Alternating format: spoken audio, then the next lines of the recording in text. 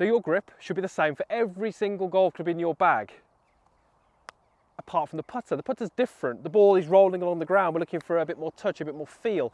We need a bit of different control over the club. So I'm going to run you through some keys to help you hold the putter better. And it really comes down to where the club is placed in your hand. If I just put my club on the ground to begin with, and if I was to just simulate a putting stroke without a club, put my palms together and simulate a putting stroke, my fingers would kind of point down towards the golf ball. That would make sense. And that's really the basis of how we want to hold the golf club. So if I was to pick up this putter and show you how my hand would be placed on the club if it was a 7-iron or a 6-iron, what I would actually do is I'd take my fingers and I would point them back down towards my legs. So you can see there's a big angle in that hand and forearm. What that means is that I've now got the ability to hinge or set my wrists. Great in the golf swing when we're looking to add speed and power, but I don't need that for putting. So what I'm actually looking to do with the putting grip is try and get as close to that fingers down to the ground as I can. So what you'll notice is I point my fingers down to the ground, I bring my hand into the golf club, and I place the grip a lot more through the lifeline of my hand.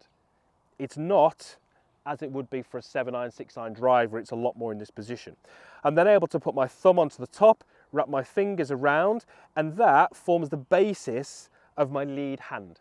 Now in that particular case, I've got my index finger down the outside, but you could still pop that underneath if that's more comfortable to you, and then we can sit the trail hand around that. Now there's multiple different styles of grip out there. We've got lead handler, we've got standard grip, lots of different ones, but it all comes down to that basis idea that we want the palms to be facing each other and we want the fingers to be pointing pretty much down towards the ball versus this, which is how we would tend to hold a 7-iron or a 6-iron. I tend to use a pretty standard reverse overlap grip. So once that putter goes in, it's aligned, I place my left hand on and I place my trail hand on below that. Palms are facing each other, fingers are down to the ground, and then I'm able to give it a roll from there. Okay, slight misread, but pace was pretty good. The key with the grip is it allows the club shaft and the forearms to be in perfect alignment, as you can see there.